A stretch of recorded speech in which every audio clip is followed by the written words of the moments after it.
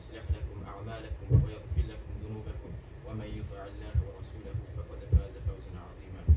أما بعد فإن أصدق الحديث كتاب الله وخير الهدي هدي محمد صلى الله عليه وسلم وشر الأمور محدثاتها وكل محدثة بدعة وكل بدعة ضلالة وكل ضلالة في النار.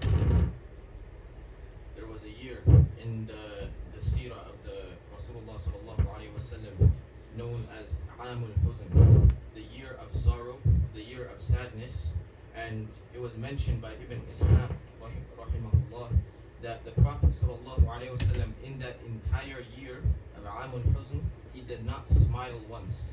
In that entire year, he did not crack one smile. In that year, it looked for the Prophet ﷺ as if there was no hope.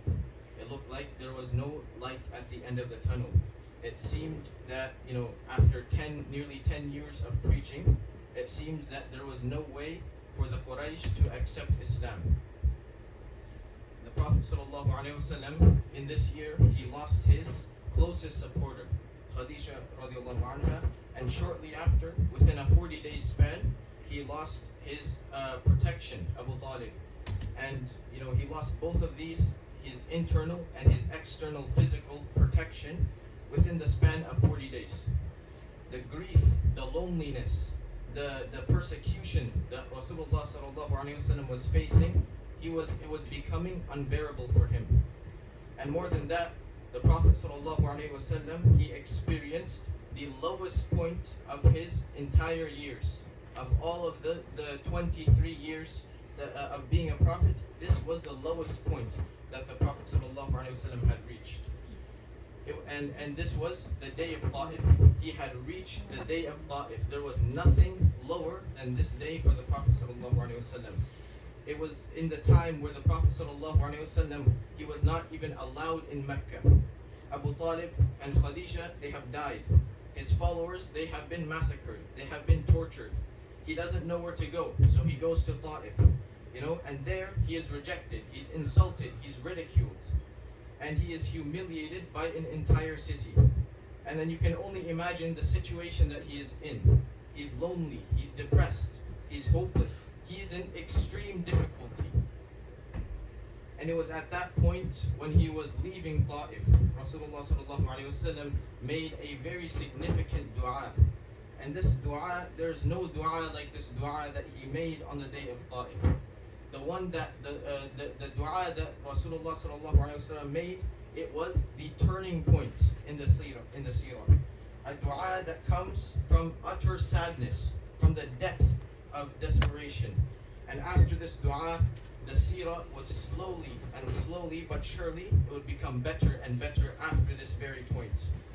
The Prophet ﷺ, while he was in between the two cities, he raises his hands to Allah subhanahu wa ta'ala and he says, Allahumma ilayka ashku du'fa quwwati wa hawani ala nas. Allahumma.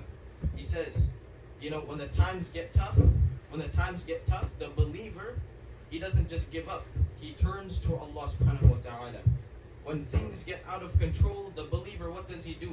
He turns to the one who has control. When it is hard to see the light at the end of the tunnel, the believer turns to the one who is the source of all lights. And when everything seems hopeless, the believer, he turns to the one who will provide you hope.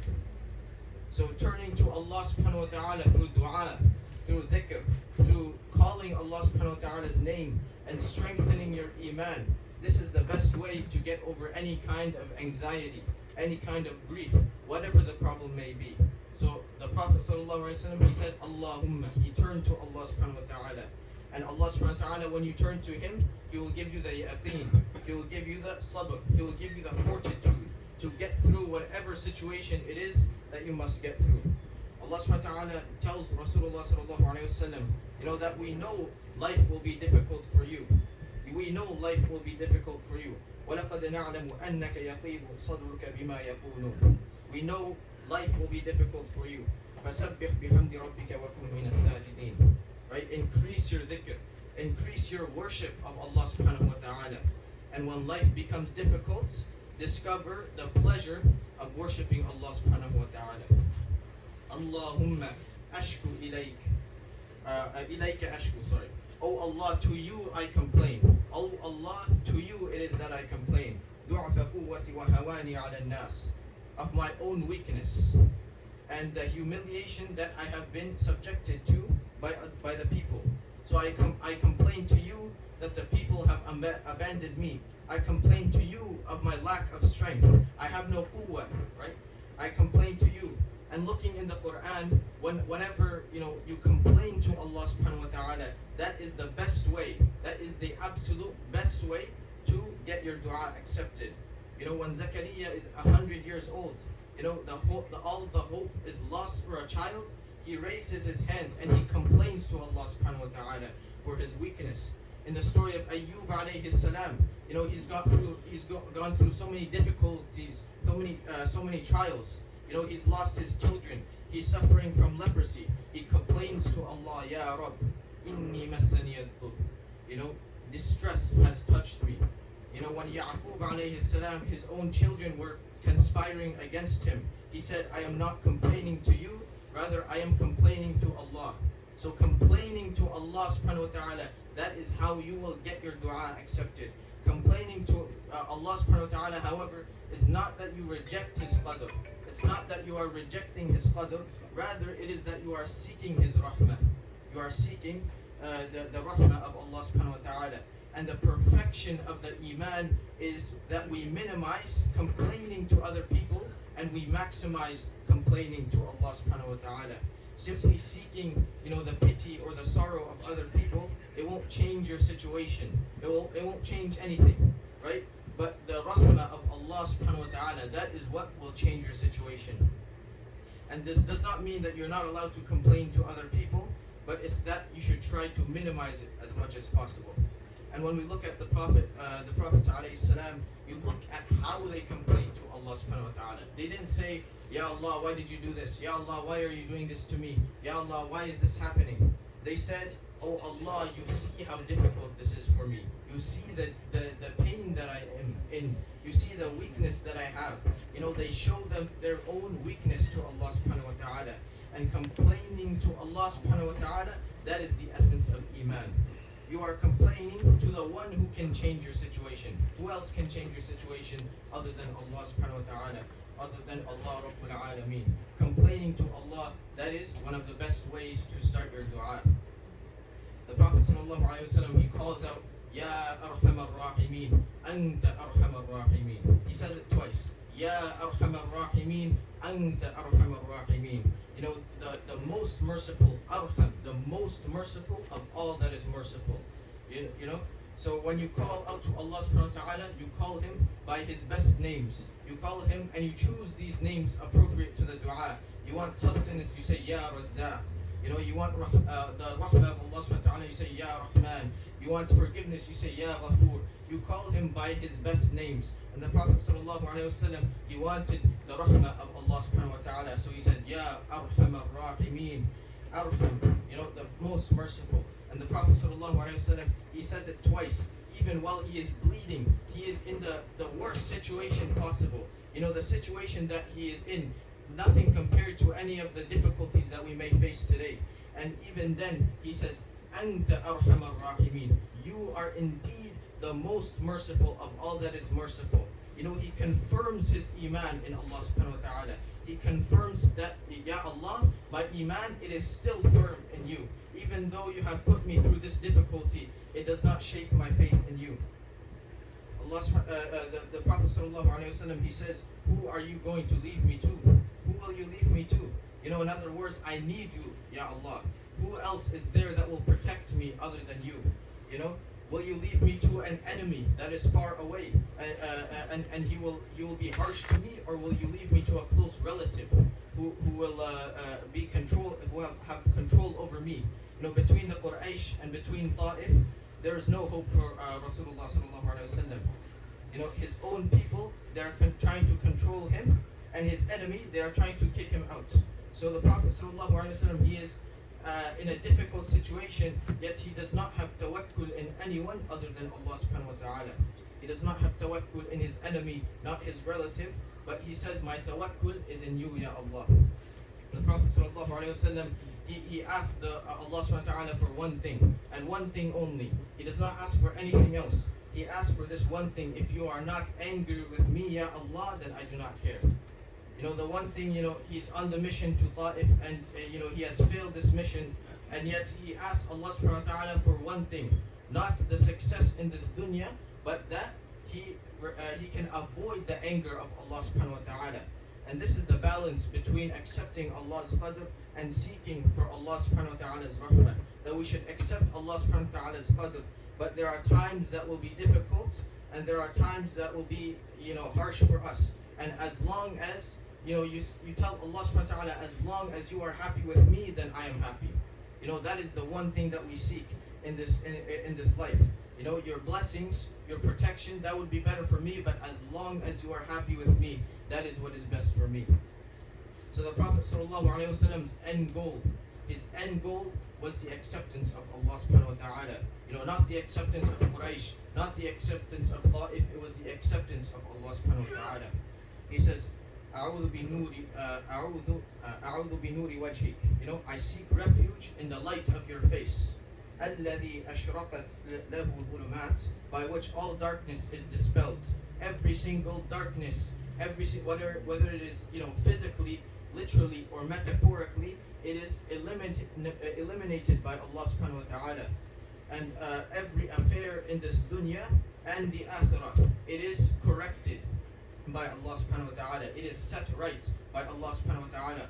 Allah eliminates all the pain in the believer. He eliminates all the distress in the believer, and He changes everything for the better.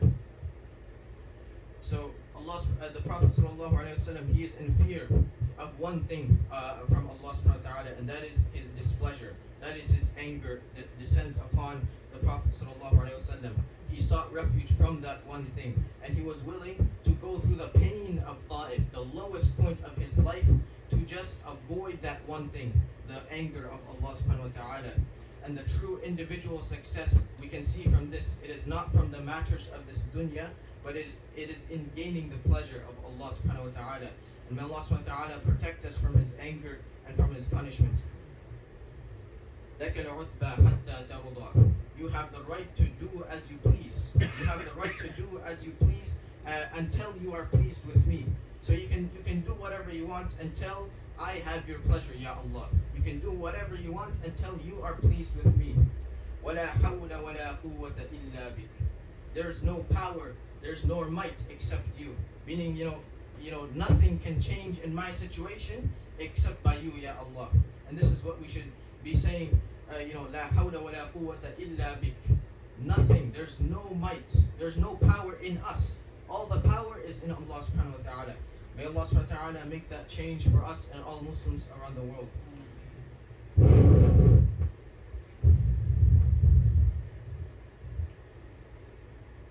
The situation of Rasulullah sallallahu alayhi wa sallam, it shows us that we need to show our weakness to Allah subhanahu wa ta'ala. And we need to, turn to Allah subhanahu wa ta'ala in the hardest of times. May Allah subhanahu wa ta'ala make that easy for us. أقول قولي هذا وأستغفر الله لي ولكم ولسائر المسلمين فاستغفروه إنه هو الغفور الرحيم.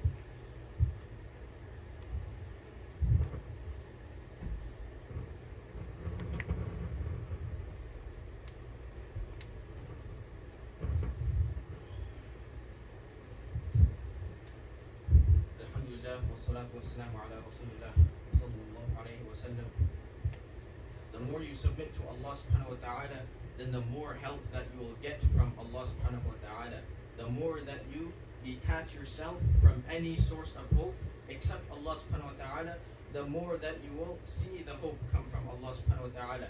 After this dua, as we said before, of the Prophet sallallahu alayhi wa sallam, everything started changing for the better. Everything. He was at his lowest point in his life, and after that very dua is when everything started shifting for the better. It's not that it only became good, but it never reached that level of distress or that level of pain. And it wasn't just due to this dua, but look at the situation that Rasulullah sallallahu alaihi wasallam was in when he made that dua. He was not sitting in the comforts of his home. He was not sitting, around the Kaaba just worshipping. He was in the pain, and he was taking the risk, going to Ta'if. He was taking the risk. He was doing the effort, and doing what it needs to take. And he made that dua, and Allah subhanahu wa ta'ala changed everything for Rasulullah sallallahu alaihi wasallam. And realize that it is through these dua, that out of the sincerity of the heart, out of the attentiveness of the heart, that you can gain the pleasure of Allah subhanahu wa ta'ala. May Allah subhanahu wa ta'ala allow us to turn to Him during our hardest of times, and may Allah subhanahu wa ta'ala increase our tawakkul in Him and our trust in Him. ربنا آتنا في الدنيا حسنة وفي الآخرة حسنة وقنا عذاب النار. ربنا ولا تحملنا ما لا طاقة لنا به واعف عنا واغفر لنا وارحمنا أنت مولانا فانصرنا على القوم الكافرين. ربنا لا تزغ قلوبنا بعد إذ هديتنا وهب لنا من لدنك رحمة إنك أنت الوهاب. اللهم صل على محمد وعلى آل محمد كما صليت على إبراهيم وعلى آل إبراهيم إنك حميد مجيد. اللهم بارك على محمد وعلى آل محمد كما باركت على إبراهيم وعلى آل إبراهيم إنك حميد مجيد. وأقيموا الصلاة.